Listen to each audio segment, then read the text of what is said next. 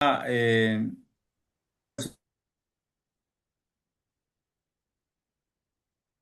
Sí, quisiera hacer una de Pablo. Gálatas no se escribe hacia el año 55, sino hacia el año 51, 52, a más tardar, porque la primera de Tesalonicenses es del año 50, es decir, tan solo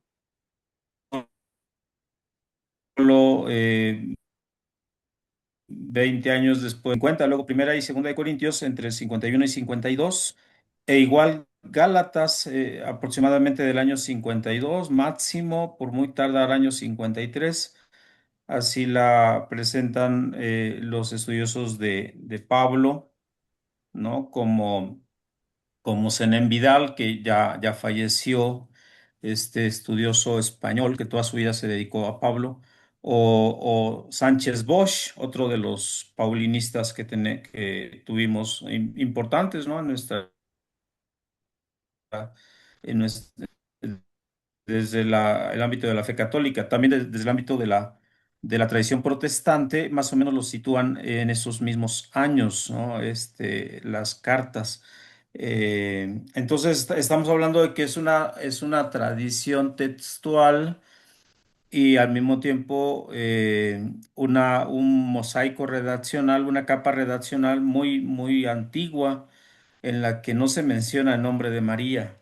Por obvias razones, con el paso del tiempo, vendrán los evangelios, que es como el más mariano, podríamos decir, de todos los escritos del Nuevo Testamento, en donde sí la menciona, sí se centra mucho en la figura de María. Pero bueno, eso será para otro momento, ¿no? Como ya lo señalabas tú. Y, y sí me llama mucho la atención que minimice hasta cierto punto desde el ámbito literario y desde el ámbito de la estilística de Pablo, que minimice a María, siendo que Pablo no acostumbra a hacer eso en su retórica. Cuando se pregunta en el capítulo 8 de Romanos, ¿no? ¿Quién podrá separarnos del amor de Dios? La espada, el hambre, la desnudez, los peligros. Y él mismo responde de manera retórica, pues nada podrá nosotros con que Dios nos ha manifestado tenernos en su Hijo Jesucristo, ¿no? Entonces resalta mucho la figura de Jesús, en cambio la de María no tanto. Y este es un hilo conductor que debe llevarnos a ser un poco más prudentes, porque cuando vino el marianismo del siglo XIX y XX, pues se llegó a un exceso, ¿no? De tal manera que hoy los mariólogos inclusive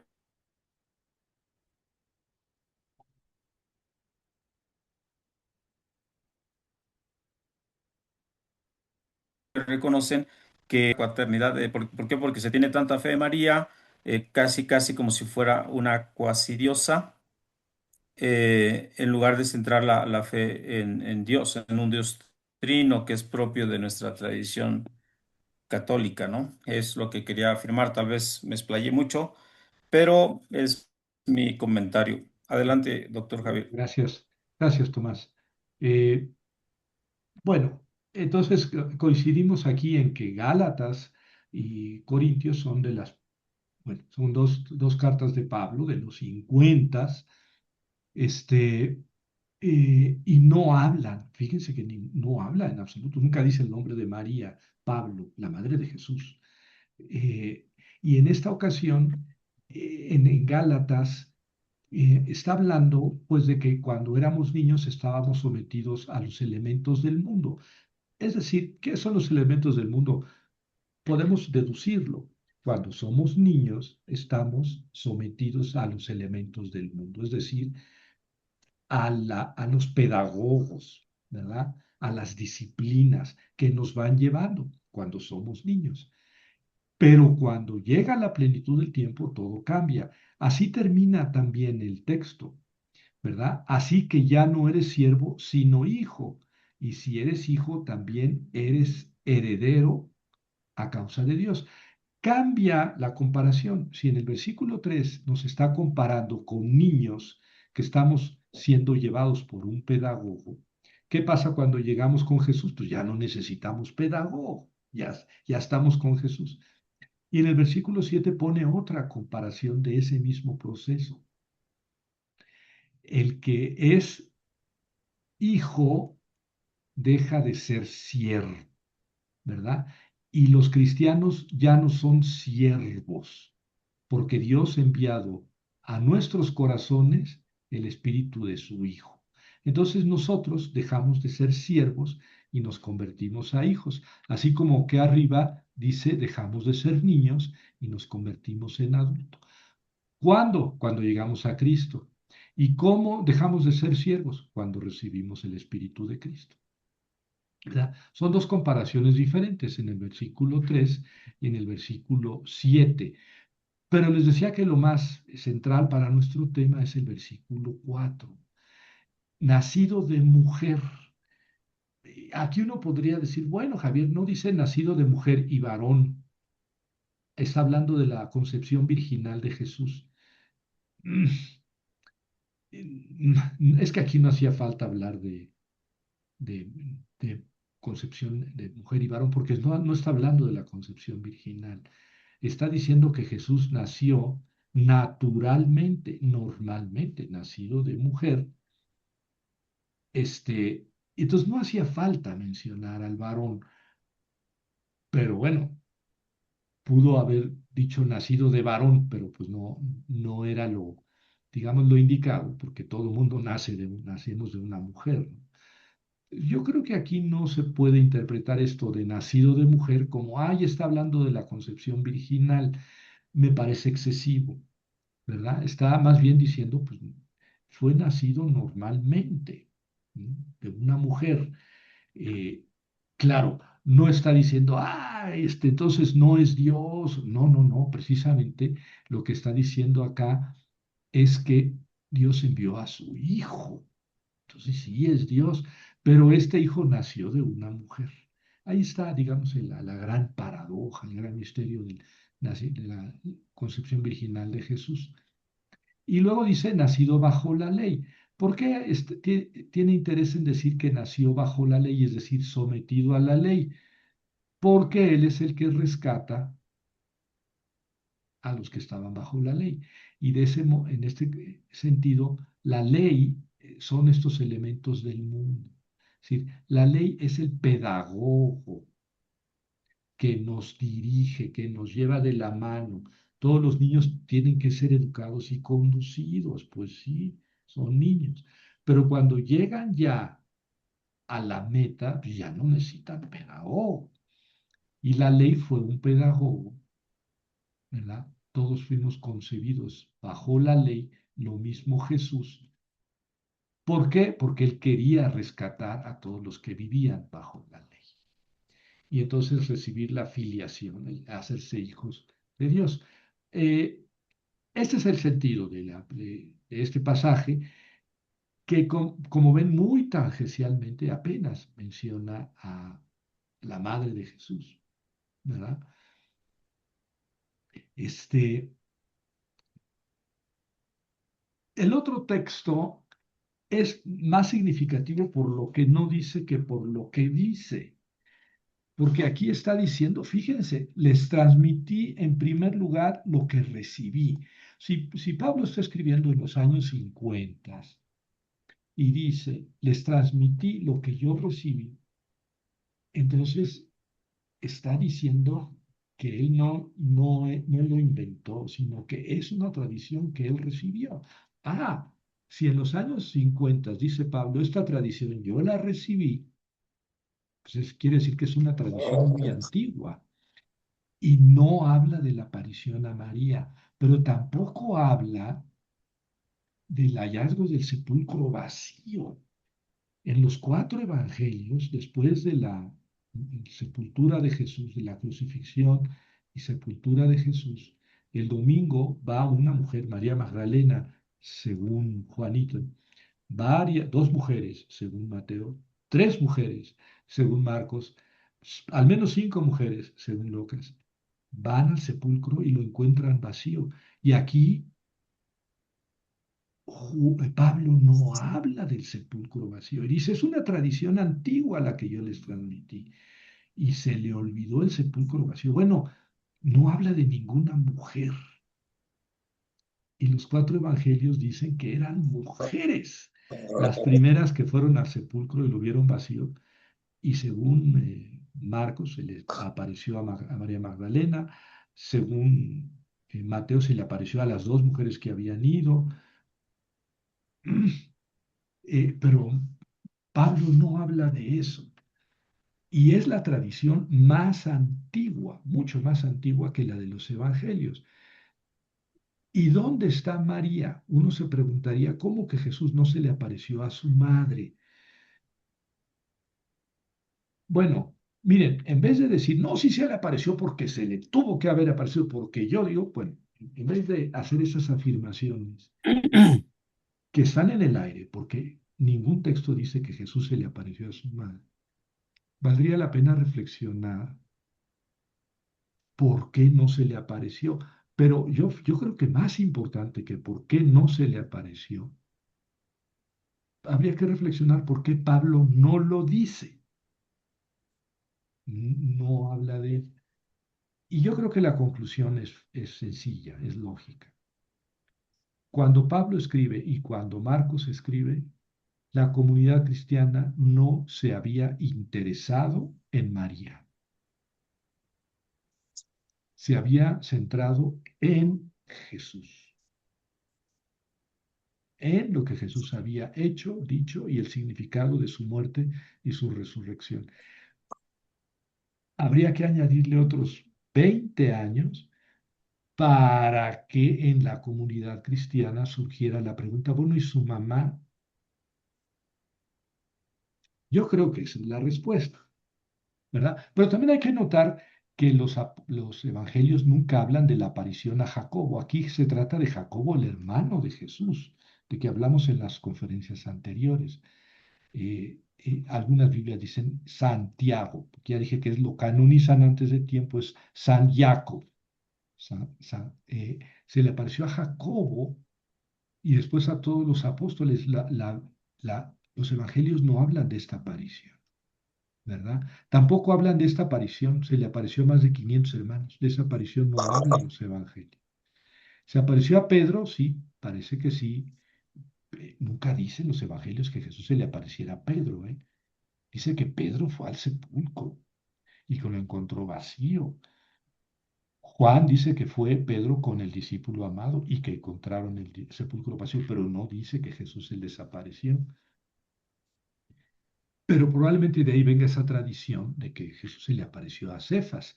A los 12 sí hay. Los cuatro evangelios narran, bueno, Mateo, Marcos, perdón, Mateo, Lucas y Juan narran aparición a los 12, ¿verdad? Y también Marcos, los cuatro. Entonces, y luego dice al final se me apareció a mí. Sí, pues sé que se le apareció a Pablo, pero en vano vamos a buscar en todas las cartas de Pablo, ni en los Hechos de los Apóstoles, que Jesús se le apareciera a Pablo, ¿eh? ¿Por qué dice Pablo se me apareció a mí? Sí, Javier, acuérdate que se cayó del caballo. Bueno, quién sabe si trae y andaba a caballo y quién sabe si se cayó del caballo. Dice el texto que cayó en tierra, pero no vio nada. Hay tres relatos de la conversión o de la vocación de Pablo y en los tres dice que quedó ciego. Pablo no vio a Jesús. ¿En qué sentido de habla se me apareció a mí? Esto es una pregunta importante. ¿Qué significa que se le apareció?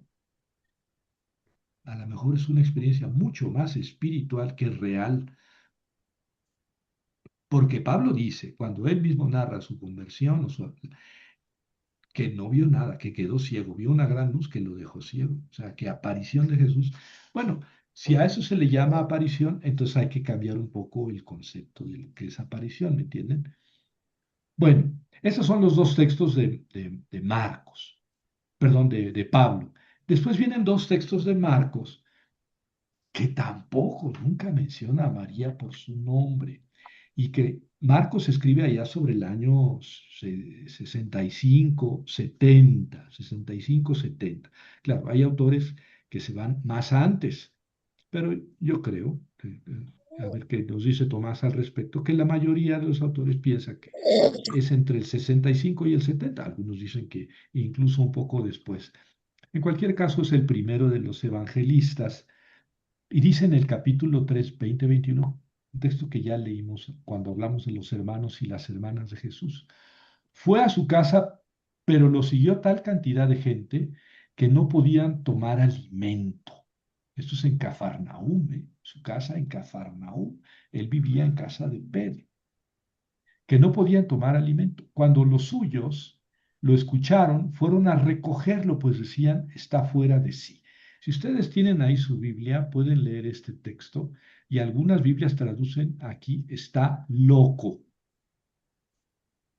Sí, aunque suene feo, está loco. Los suyos, eh, algunas traducen ahí sus parientes, y está bien traducido, los suyos pues son sus parientes, pero literalmente en griego dice hoi parautu, los junto a él, los junto a él, pues los suyos, ¿verdad? Pueden no necesariamente ser parientes. ¿Mm? Los suyos, los de Nazaret, los de su familia, los cercanos, entonces fueron los suyos y lo escucharon. Aquí en los suyos, pues habría que pensar en sus hermanos, en sus hermanas y en su mamá. Javier, ahí no habla de su mamá. No, bueno, claro que no habla de su mamá. Lo que acabo de decir, que Marcos nunca habla de la mamá nunca menciona a María por su nombre. En una ocasión habla de la mamá, ahorita lo vamos a ver. Pero aquí dice los suyos y podríamos pensar que son sus parientes. ¿Y por qué no poner ahí a su mamá? Y la palabra esto de que está fuera de sí es exeste. Es un verbo griego compuesto, ¿verdad? De la raíz ex, que quiere decir fuera, y el verbo histemi, que quiere decir eh, estar. Es el verbo estar, histemi, de estar. Y entonces ex histemi, de la cual se deriva la conjugación exeste, quiere decir estar fuera, ¿sí? Estar fuera. Por eso yo traduje ahí, está fuera de sí. La traducción está loco, a mí no me gusta, se me hace demasiado loca, eh, porque existe la palabra loco en griego y no la utiliza aquí. En cambio, me puse a analizar qué significa la palabra existe. Y aquí está todas las veces que aparece esa palabra en el Nuevo Testamento. Significa estar asombrado. Y esto es cuando Jesús hace milagros o están asombrada, la gente está asombrada de su enseñanza. La gente queda asombrada. Es que la traducción correcta es asombrada. Y si ustedes pueden revisar todas esas referencias y la traducción correcta es asombrada, anonadada, perpleja. La gente queda perpleja de lo que Jesús hace. También lo que hacen los discípulos, ¿verdad? La gente queda perpleja o asombrada. Y luego también hay un mago, ¿verdad? Del que se habla en los hechos y dice ahí que la gente estaba asombrada, perpleja, atontada, atolondrada de lo que hacía. Y fíjense que Pablo en la segunda carta de los Corintios utiliza esta palabra exeste en el sentido de perder la cordura, perder la razón. Es la única vez que tiene ese sentido. Entonces, sí se puede, pero a ver, aquí decimos, los que fueron a recogerlo, los parientes, decían, está loco, mm, está fuera de sí, más comprensible, está, perdió la cordura, perdió la razón, quién sabe, esa traducción cabe, porque así en ese sentido lo utiliza Pablo, pero las más de las veces tiene el sentido de estar asombrado. Pero el asombro genera perplejidad. estar fuera de sí, en el sentido de estar, wow, asombradísimo o fuera de control. Y en ese sentido yo lo traduzco así, está fuera de sí. Pero ¿qué Javier, significa? ¿Sí? ¿me permites una participación? Claro. También algunos exégetas han traducido el término exeste como que está entusiasmado. Recuerden que el término entusiasmado, significaba en la cultura griega, pues tener a los dioses dentro, ¿no? Dentro de sí. Entonces, que está entusiasmado, que está eufórico o que está muy emocionado, con mucha emoción, estaba iniciando su predicación pública en Galilea, en concreto en Cafarnaúm, y por eso probablemente el autor utiliza el término exeste, ¿no? Y lo pone en labios de los suyos, de los hoi parautú. Entonces, esto concordaría con estar asombrado en el sentido de estar emocionado, entusiasmado, lleno de Dios. En el caso de Jesús, obviamente no de los dioses griegos, sino de Dios, estar emocionado, estar eufórico o simplemente que está muy, muy contento, eh, y probablemente los suyos piensan que se las está dando de Mesías y que su tarea era más bien seguir los pasos de José. Recuerden que en tiempos de Jesús, pues el niño, el adolescente debía seguir la pauta de su padre. Y entonces decía, no, pues ¿por qué no es un tecto, ¿no? Un artesano como José y por qué está predicando, ¿no? No creemos que esa sea su misión. Entonces, muy interesante este texto que da para mucha reflexión. Gracias, doctor Javier. Al contrario, Tomás, pues ahí tienen. Es un término rico y ciertamente difícil de traducir en este caso, porque, eh, bueno, si se lo quieren llevar a su casa los hermanos o los parientes, es porque puede ser que un entusiasmo, digamos así, exagerado, lo saque de sí, lo ponga en éxtasis. Vamos, tal vez la palabra correcta para traducir sea éxtasis. Éxtasis, estar fuera de sí, en éxtasis. Pero entonces, ¿qué estaban sintiendo los familiares de Jesús? Que Jesús estaba descontrolado, tal vez sería una buena traducción. Estaba fuera de sus cabales, estaba alterado. A lo mejor es una buena traducción. Jesús estaba alterado. Y entonces los parientes dicen, no, no, no, hay que cuidarlo, hay que protegerlo, está alterado. A lo mejor es una buena traducción, pero ya ven cómo para traducir una palabra tenemos que reflexionar bastante en las opciones que nos ofrece el texto. Bueno, yo no me gusta la traducción está loca, tal vez está loco, tal vez está fuera de sí o tal vez está alterado. A lo mejor a partir de esta conferencia cambio mi traducción y pongo está alterado, ¿verdad? Bueno, y el siguiente texto también lo habíamos trabajado en las conferencias sobre los hermanos y las hermanas de Jesús. Dice, su madre y sus hermanos fueron, pero se quedaron afuera y enviaron a uno a llamarlo. La gente estaba sentada a su alrededor. Le avisaron, tu madre y tus hermanos y tus hermanas están fuera buscándote. Les respondió, ¿quién es mi madre y mis hermanos? Y mirando a quienes estaban sentados en torno a él, dijo, he aquí mi madre y mis hermanos. El que hace la voluntad de Dios, ese es mi hermano, mi hermana y mi madre. Noten que aquí llegan los hermanos. Al principio nada más habla de hermanos, ¿verdad? Pero luego le avisan tus hermanos y tus hermanas. Ya habíamos hablado en qué sentido, ¿verdad? Bueno, se refiere a los hermanos y las hermanas. Jesús cambia el sentido de hermano y hermana cuando dice mi hermano y mi hermana es el que oye la voluntad de Dios y la cumple. Entonces le da un sentido nuevo al ser hermano y hermana, pero eso revela precisamente que aquí se está hablando de los hermanos y las hermanas de Jesús. Eso dice el texto.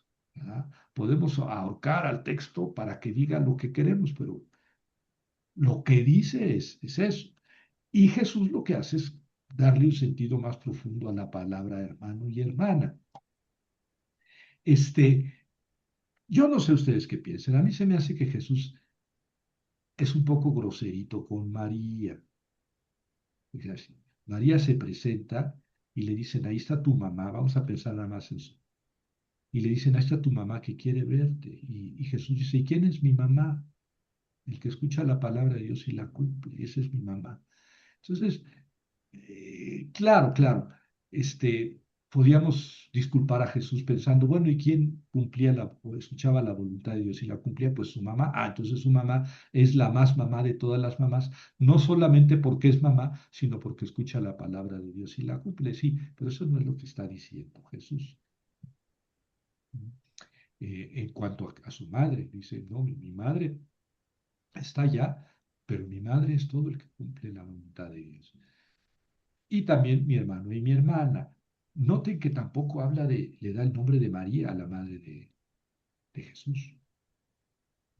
Cuando Marcos habla de la crucifixión de Jesús, dice que estaban de lejos mirando a algunas personas que habían acompañado a Jesús a ese viaje desde Jerusalén y no menciona a María, la madre de Jesús.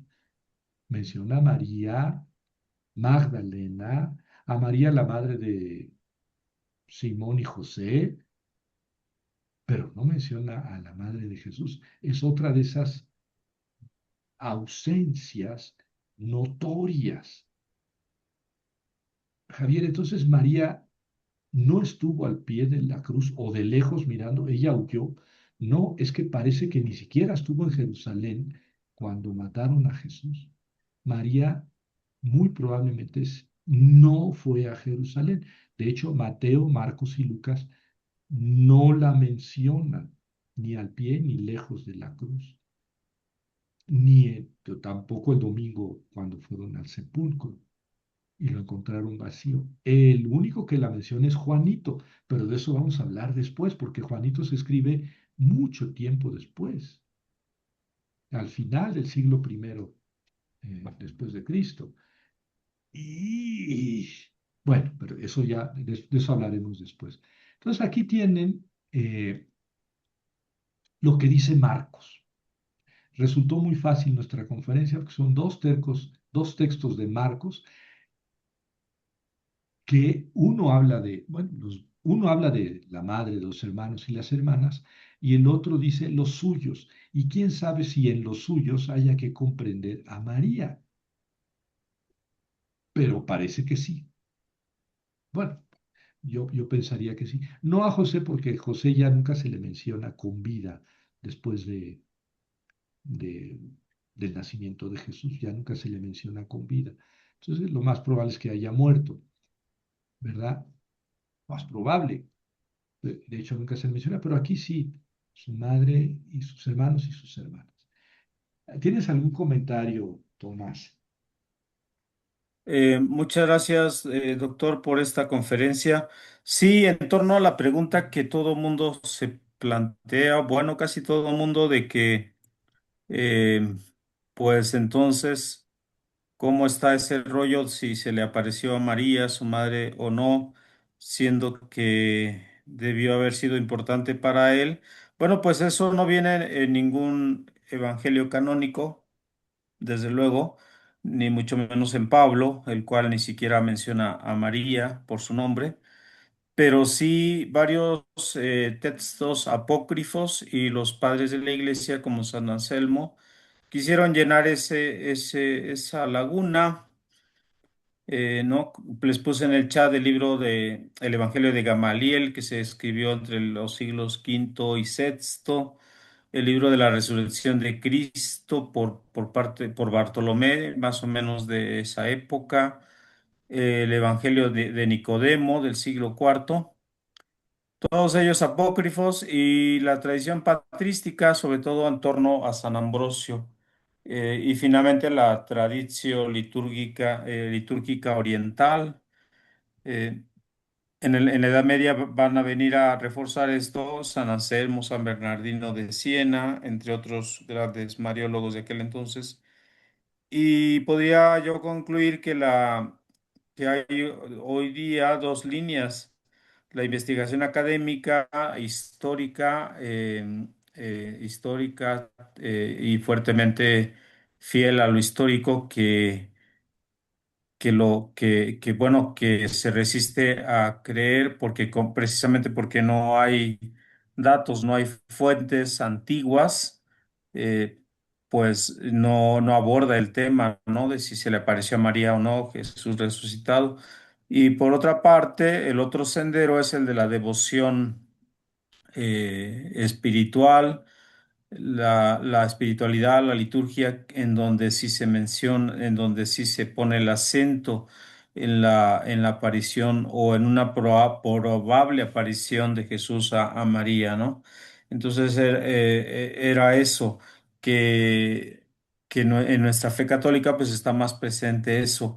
Segundo elemento importantísimo.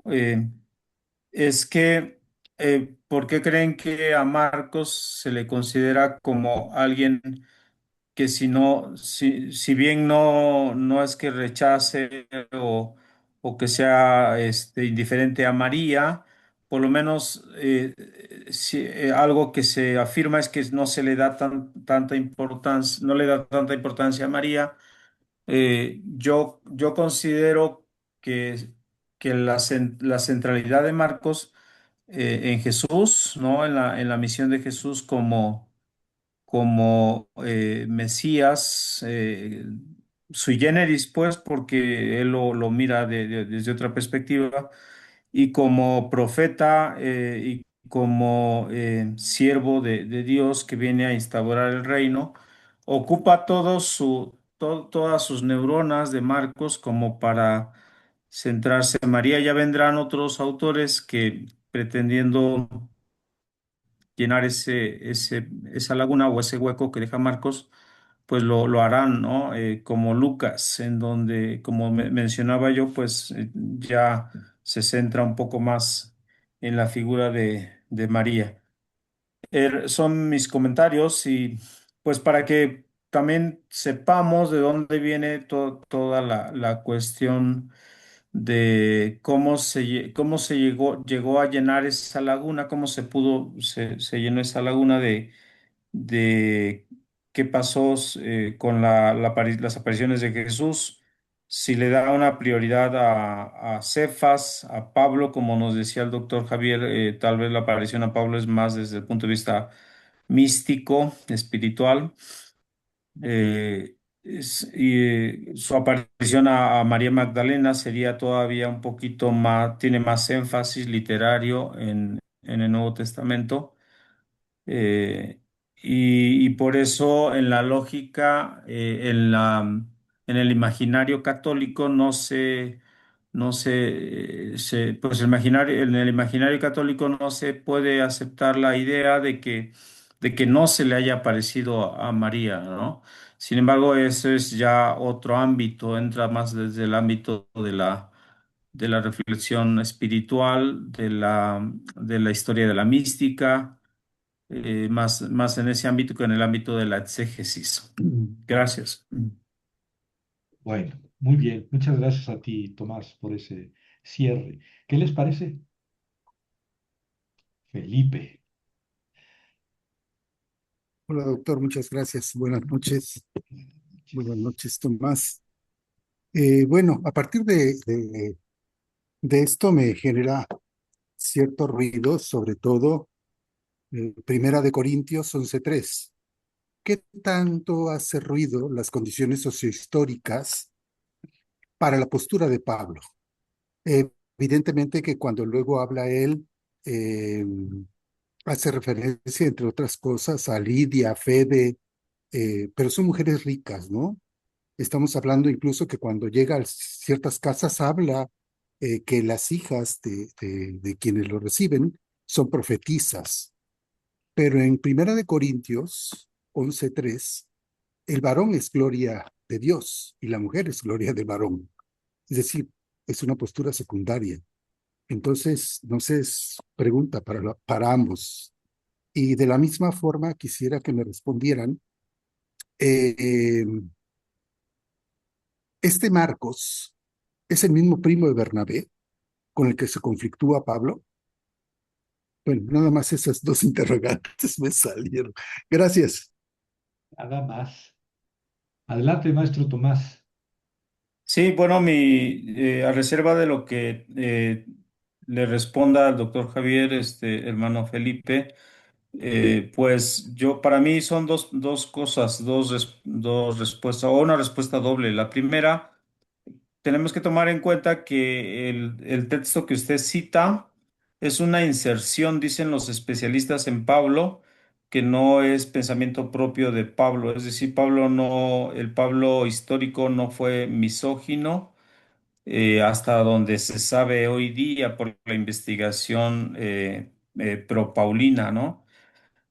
Sino de algún discípulo de Pablo, esta inserción que sería de la década de los ochentas, muy propia de la primera de Timoteo, ¿no? De la carta a los Colosenses, a los Efesios, que más o menos están en esas mismas fechas, en donde hay una lucha de poderes. Ya lo decía Elsa Tames en su libro Lucha de Poderes en los inicios del cristianismo, que es una exégesis interesantísima que se la recomiendo, que hace Elsa Tamés, esta doctora paisana nuestra mexicana, pero es metodista, de la iglesia metodista, que es un estudio interesante sobre la primera carta de Timoteo en la línea, pues, de la lucha de poder entre hombres y mujeres al inicio del cristianismo.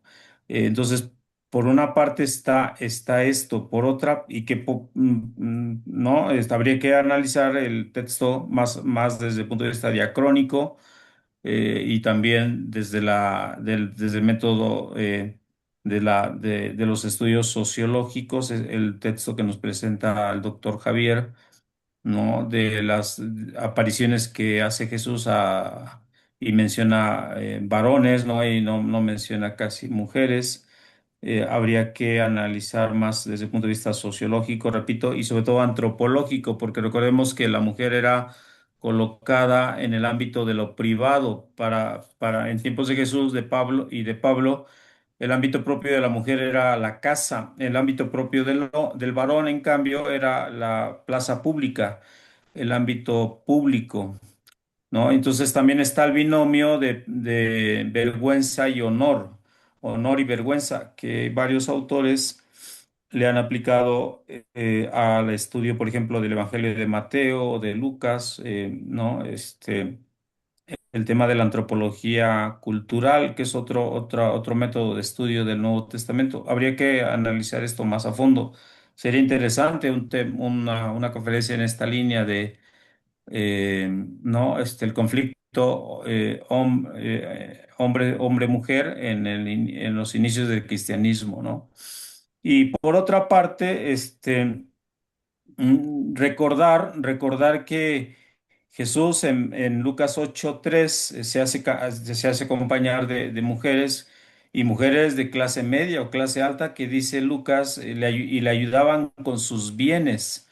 Y entonces ahí se menciona a mujeres, porque obviamente recordemos que Lucas es uno de los evangelistas que más reivindica la figura de la mujer al inicio del cristianismo, por encima de Marcos, de Mateo e incluso de Juan. A pesar de que Juan también tiene sus grandes aportes en torno a la mujer. Ahí tenemos lo de la samaritana del capítulo 4. Entonces, sería un poco mi respuesta, hermano Felipe, en torno a tu interesante pregunta. Adelante, doctor Javier. Gracias, Tomás. Bueno, no, yo nada más subrayaría que tienes razón, Felipe, en el sentido de que, eh, pues sí, se ocultó casi sistemáticamente el papel de la mujer. Pero aún así en Juan y en Lucas aparece mucho la figura de la mujer muy reivindicada. Yo diría que más que en Pablo. Y sin duda que esa es una de las razones por las que María no aparece en la reflexión primitiva, ¿eh? Porque esta es la reflexión más primitiva, Pablo y Marcos. Sí, Marcos fue el primo de Bernabé, que se fue con Pablo al primer viaje misionero y a la mitad del viaje misionero se regresó. Hubo diferencias serias entre Marcos y Pablo. No es el momento ahorita de profundizarlas, solamente recalcar que, por ejemplo, Pablo nunca habla de un milagro o de una enseñanza de Jesús, una parábola, jamás.